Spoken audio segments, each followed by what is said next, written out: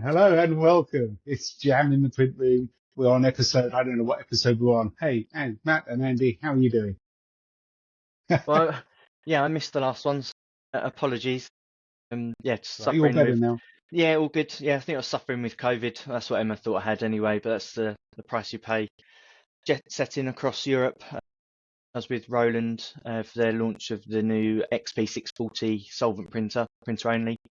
And they got a new DTF printer, which is a TY300. So I was out seeing them in Monza, which is pretty cool. But yeah, laid low start of the week last week, and yeah, starting to feel a bit better now, which is good. Yeah, we missed you. How about you, Matt? It is good to be back to the full complement of the trio. No, it's good to have you back. Yeah, all good. Let's not talk about football, Jack, or Andy for that matter. But yeah, all well and good on this side. Thank you. Really, really good. Good. Well, we thought we'd have a little catch up ourselves. We haven't really had a chat, just the three of us, since we kicked this off. And we thought we'd have a little chat about what we love about what we do. Go on, Andy. I'm going to hand over to you. What do you love about this job? What do I love about SEDO and what I do? I suppose I think we mentioned it before actually that really no day is ever the same. And my job's quite varied. I jump into management meetings. I see the print side of the business. I'm doing sales, marketing, going across the country and going across Europe to go and see new printers and things. So I love all of that. I love the fact that it's nice and varied. I like the freedom that running my own company gives me. I really enjoy that. If I need to nip off, I'm not really answerable to anyone. Maybe the dad, I have to put that in. But yeah, I can leave early. I can come in a little bit later, life things that happen. So I do like that. But I suppose also on the flip side of having that freedom, the business doesn't always give you freedom because you are always contactable and always having to deal with the business. But in the main, I do really enjoy the kind of the freedom that this industry and this job has given me. Do you think Yeah. you could, after all this time of being sort of the boss of the company, do you think you could go back to being an employee of somewhere? I've asked myself that a lot actually. No, I Totally don't think I could. unemployable now, aren't you? Yeah. Yeah. I think I would toe the line and I would be fine with that, but I'd always be hankering back to, just doing my own thing. I think that's what I would miss. Like I say, I've got an Arsenal season ticket. I won't mention that, Matt. And if I want to leave at 3 o'clock to make an early kickoff, then I can do those kind of things. So yeah, it's just freedom. And I don't think having a 9 to 5 wouldn't allow me to do those things that I enjoy because it's not all about work all the time. Absolutely. How about you, Matt? What do you love about this job? Recruitment, it can be and is quite complex. There's lots of moving plates and kind of lots of external factors to a recruitment process. So for me, I love to have the ability to influence. It's such a monumental and huge point of people's lives outside of probably getting married and moving house. I think moving jobs and choosing your career is up there in those top three. So to be the instigator and the facilitator and the person kind of in the middle of that and helping people from that side of things, I think that's hugely kind of gratifying, which I absolutely love. Freedom as well, but not obviously the autonomy to do what I want when I want, but more so the autonomy to work with who I want as well. So obviously I don't have a boss. I can dictate which clients I work with and things like that, which then makes it a hell of a lot less transactional and more kind of solution, and I know who will fit with who and where and when. So yeah, the freedom to pick and choose who I work with and as well. And then also financially, recruitment pays well because it's a tough job and there's so many things that can go wrong. So the fact that I don't have that many overheads and have done it for a long time, it helps with the young family that I've got to achieve the things that we want. So yeah, it's rewarding, but hard work as well. So yeah. I kind of imagine you on the phone here and there, talking to one person saying one thing, talking to somebody else about them about something else. They probably must love the cut and thrust of it, I guess, especially when you're Yeah, closing in on somebody getting a role. It's really good because not a bit like Andy's day, like not one conversation is ever the same. There's different needs, desires, attributions, aspirations for people, and from both sides, it's people at the end of the day. So every call, no matter what the circumstances, is different, which I absolutely love about it. So you can plan and you can tailor your day, plan as much as you want. Yeah, it can change pretty dramatically. Yeah. I have to say, I think I like about I love the industry itself. I mean, I've worked in IT and other sectors, which are huge. You're a tiny microscopic dot in that, and you're just doing your own little thing. But in this industry, well, it's a big industry. I mean, print itself is massive, but the community within it, and I think social media helps with this, with LinkedIn or what have you. You feel like you know a lot of people in it, and so you're sort of contributing to the health and the happiness of everyone in there as well. So I quite like that. That's one of the things that I like about working in this sector. It just doesn't feel too huge that you're sort of invisible in it. You always do this. Do you find, Jack, that because you're at the helm of a business, that do you enjoy the fact that when you make a decision, it gets implemented, than working for someone and you have an idea but it might not get implemented? You can control things right from the top and you can see a direct answer to what you've just created. Yeah.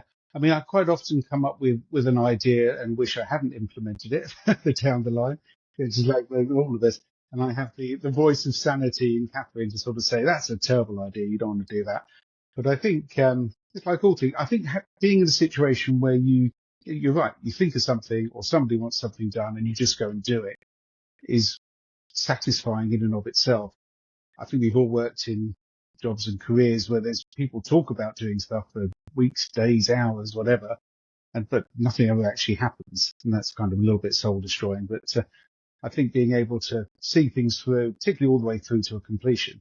And I think that's nice I guess also with both the work you guys do, you have a natural completion to what you do, whether it's an installation or somebody place. You can think, right, good, that's worked. I think that's a healthy state to be in for all of us. Now, along those lines, we were chatting about this the other day, weren't we? And we were kind of thinking, what are the kind of the mottos and phrases that we bring into our lives or we use that actually have some meaning to us? And when I was thinking about this, and I thought something I've used quite often when I was working with young people, particularly, is the expression, it takes a village to raise a child. And that sort of means, okay, your parents are mainly responsible, but you do require other people to have influence over your family and your life. And it's a little bit like relating that to this industry. We're all kind of contributing our own bit to various parts of the industry, and we're all responsible for the overall health and growth of it. So that was my thinking on that. And my granddad used to say to me, I remember it, and I can hear his voice kind of saying it as well now, but it was a saying which I think it was from Dad's army, and I think it was, "Oh dear, how sad, never mind." And it kind of gives you perspective of, I mean, when he used to say it to me, it would be because I was arguing with my brother, or he'd just like give me a dig as he walked past me or something like that. But in kind of relative terms, it's shit happens. If you control what you can control, and if you can't do it, then just get on the bike and get going again.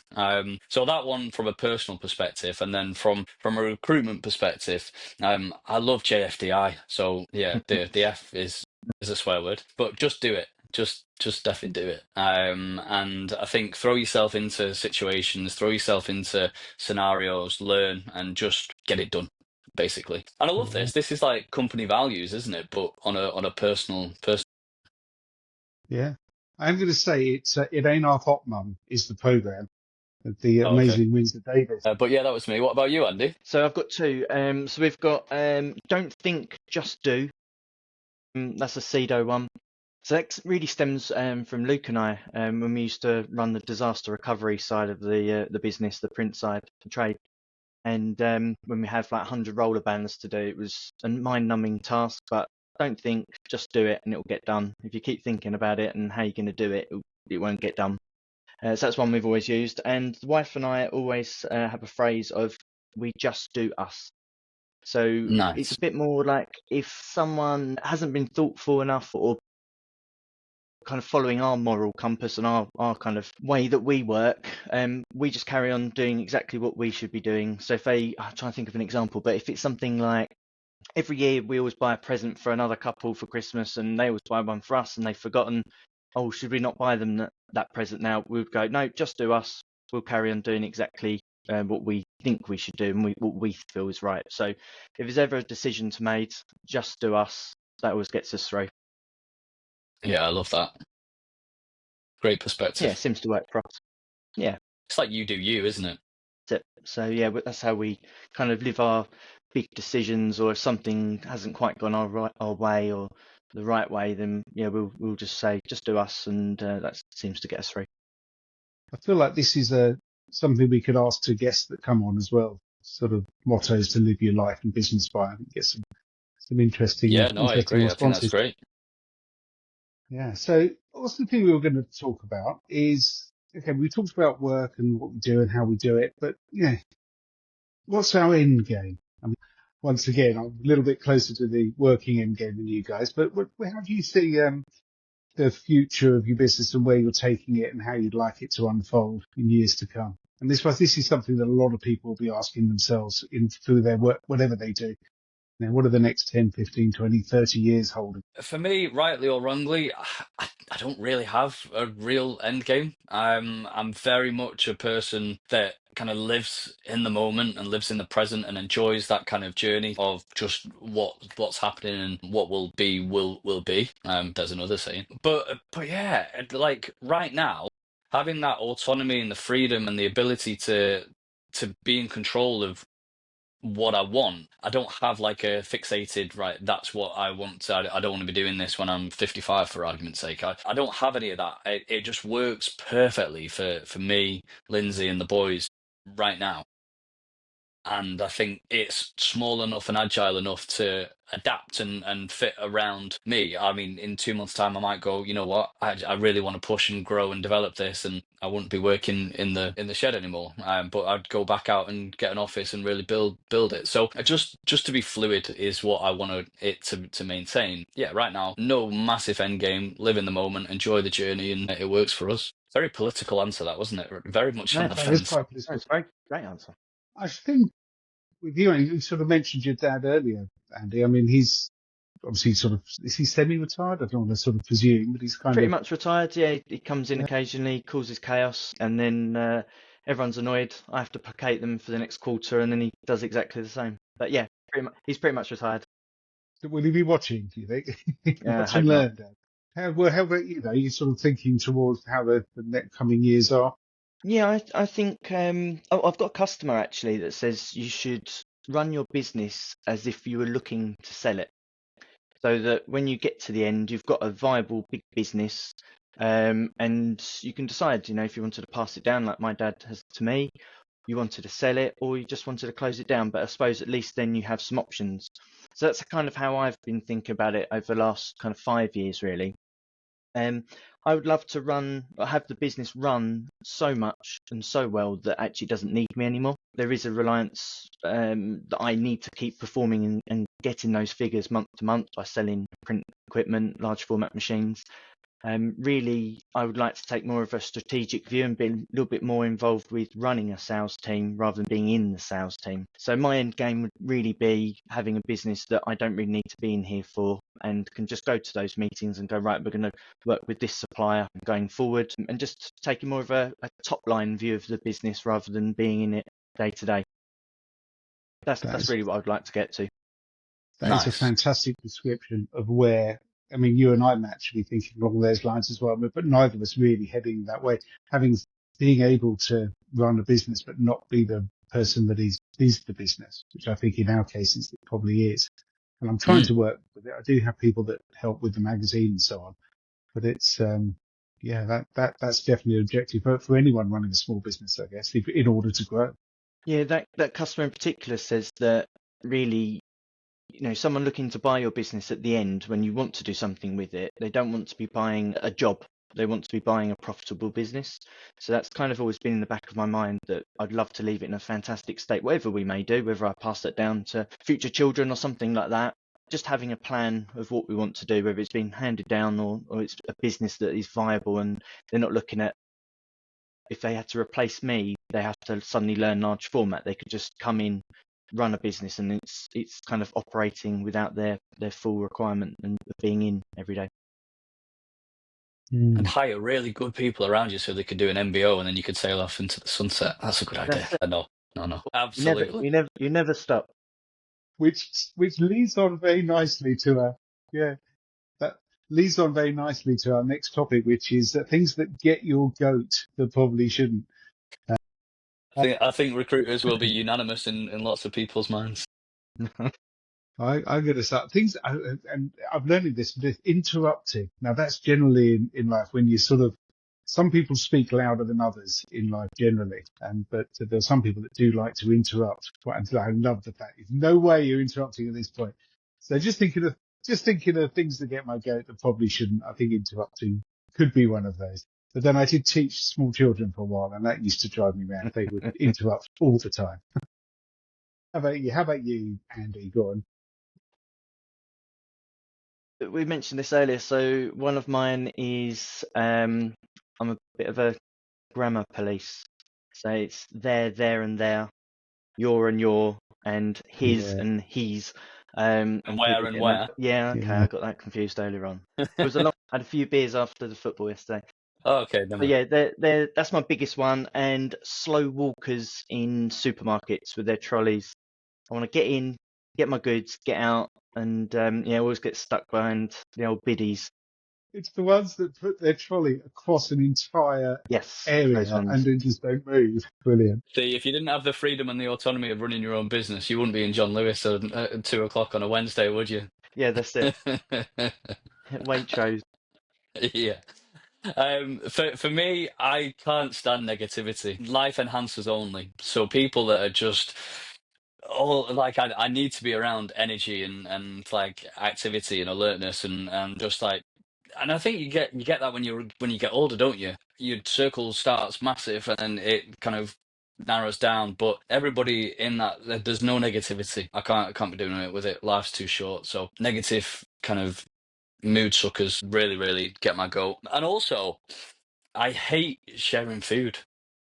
Like tapas. I know it was an episode on Gavin and Stacey, but like if I'm ordering a curry, I've chosen that, and I don't want to share. Just choose what you're going to eat, and even if it's a portion of chips and someone nicks one, I'll be like, no, stop, it's mine, get off. You order some chips and I'll have some. No, you want chips? Your own chips. Exactly. Like, yeah, so that really annoys me. And then lying. Oh wow, he's got a huge. Yeah, I'm getting it all out now. Yeah, lie. Yeah, just we're all grown ups. Just say how it is and deal with it. Be honest. Does that come from being in recruitment? I'd say so. Yeah, but also just in general. Just not saying you are a liar because you're in recruitment.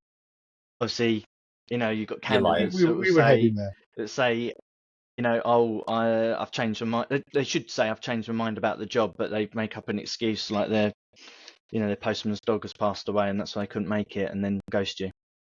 Yeah, exactly. But then also just in general, like I'm getting close to 40. If I don't want to do something, I'm not going to say, oh, I'm feeling unwell. I'm just going to tell you that I don't want to do something and we'll deal with it. So I was ill when we recorded the podcast last week. Yeah, bullshit. So yeah, there's mine. Rant over. That was a good rant. That's a good rant. Well, there you go, everybody. It was Angry Matt. Angry Matt. We like Angry Matt. Me too. We'll calm down a bit. Well, good stuff. Well, I feel like we've come to the end. How is the rest of this year going to look for you guys? You're feeling positive. Yeah, I wanna get the business probably over the 2.5 mil mark for revenue.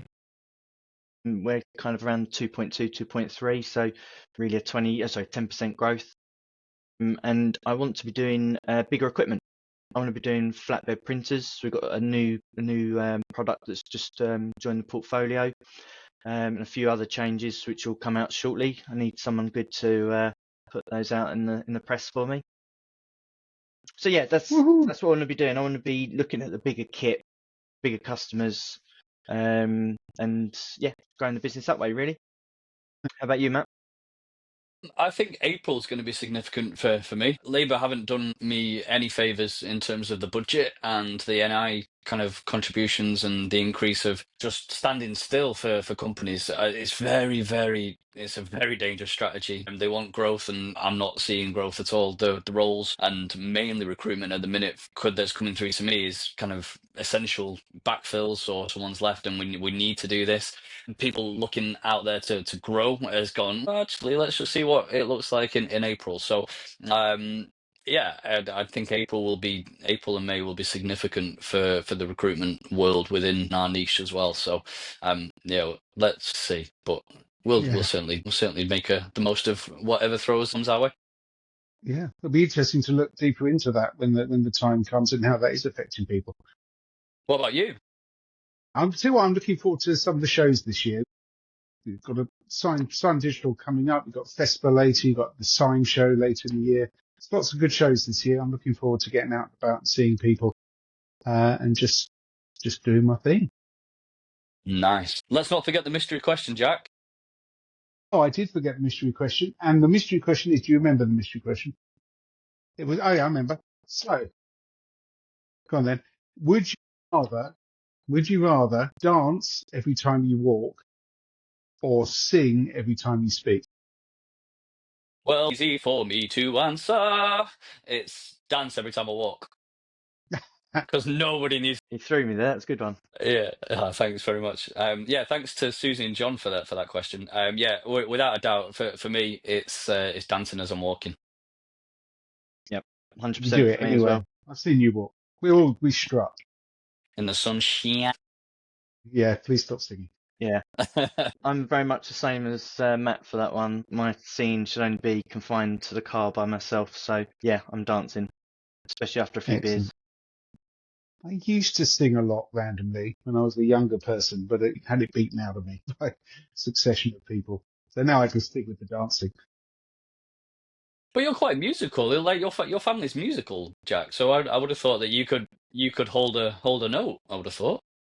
Yeah, sadly, it's one of those where it kind of skips a generation. But Okay. yeah, I've got a musical dad and a musical son and two musical sons and a musical partner. But no, Tone deaf. not great. Yeah, well, I'm not tone deaf, but you wouldn't want me. I did get kicked out of two bands as a lead singer, a heavy metal band, for being a bit too melodic. It was a bit weird. Generally. So yeah, anyway, no, I do like a dance. So we'll stick with that. There you go. You know, Amazing. Well done for remembering the mystery question. We need to come up with one for Bobby next week now. So we'll put our heads together, but have a good week and we'll see you soon. That's Perfect. it. See you soon. Cheers. See you later. Bye bye. Bye.